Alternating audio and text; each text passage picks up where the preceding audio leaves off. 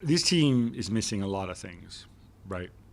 I think in terms, I'm not going to just make it about quality, because I think, Ndombele is a very talented player who, for many different reasons, hasn't produced. Yeah. Dele Alli, we've seen him produce in the past. So it's not about that. But in terms of the types of players that Conte wants, if you had Conte's wish list, and then don't give me names necessarily, but but roles, right? Yeah. They keep getting linked to a striker with the presumption that Kane's going to go. We don't know if Kane's going to go. Although there's still the mystery that we flagged at the time, that City are now down 2 players, Mendy and Ferran Torres, and who knows. But what do you think he needs to bolster most? I think he needs a creative player in midfield, someone who is better than Ndombele, or certainly more consistent than Ndombele. And someone better than Harry Winks. Who is the little Iniesta. Yeah, exactly. But a Christian Eriksen type of player, if you want. I think he needs a deeper midfielder who can pass the ball, like a Brozovic, for example. Again, he's so this is a position that is so important in his formation, especially if you just play with the front two. Let's say that going forward, in most of the big games, he would just play Son and Kane up front. So then you will have to find 5 in midfield, in the 3-5-2. So you've got your 2 wing backs, Reguilon on the left or Sessegnon, and then Emerson Royal, let's say, on the right hand side, or Doherty, or whoever you want. So then it's the other 3 that you need, and you need one holding like Brozovic, but who is capable of passing the ball. I don't think Højbjerg has a lot of qualities and runs a lot and works hard, and that's great. Doesn't have the passing quality.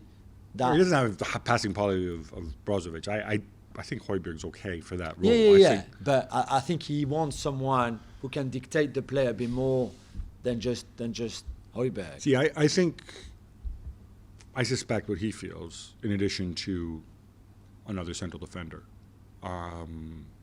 because I think that's going to be out there for Romero, and you can always upgrade that position. And Conte's always liked having a lot of options at the back.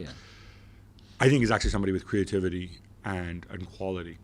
The reason Lucas Moura plays so much is because he's the only one who really has that in the mix. Yeah. He would like to have a different sort of player, and it could be the third midfielder. Yeah. It could be a guy in the hole. It could be in a 3-4-2-1, a guy with Son, maybe starting from wider positions, but somebody who can do that consistently, I think, is pretty critical to what he wants to play. Definitely. Because January is big for him.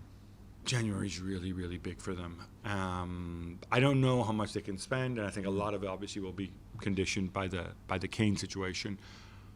On Harry Kane, he started scoring again. Yeah, 2-2 before the Watford game at the weekend. Which is good. And then he was very average against Watford and dreadful against Chelsea. Do you see him playing differently? Do you see him perhaps dropping deeper less to get the ball like he did before? I don't know. I have to say, I don't know if it's the team around him and that he doesn't get enough help, but I really struggle to understand how he can sometimes be at this kind of level. I really do. And okay, if they don't create chances for you, for him, for you, it's very difficult to score or to play a big role.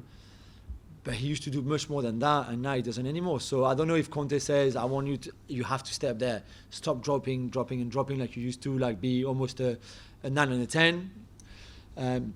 Maybe, although I think that would be a bit counterproductive. But I don't know. I find it quite sad, My friends, the Mourinho maniacs on social media would point out, he scored a ton of goals and was one of the best strikers in the world under Mourinho.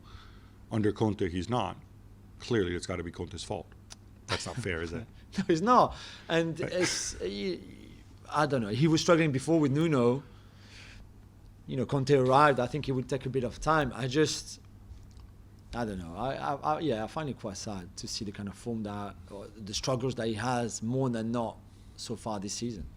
We still think, are they favourites to finish top 4 of those 4 teams? I think being knocked out of Europe, albeit the way they did, was a blessing in disguise, massively. Not even in disguise. It was just a blessing. Blessing, full stop, you're right.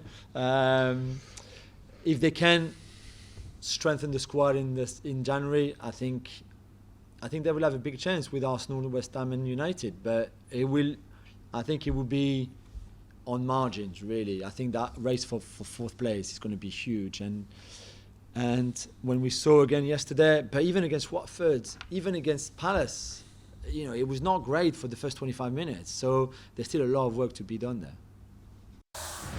Thanks so much for watching ESPN on YouTube. And for more sports highlights and analysis, be sure to download the ESPN app. And for premium content and live streaming, subscribe to ESPN Plus.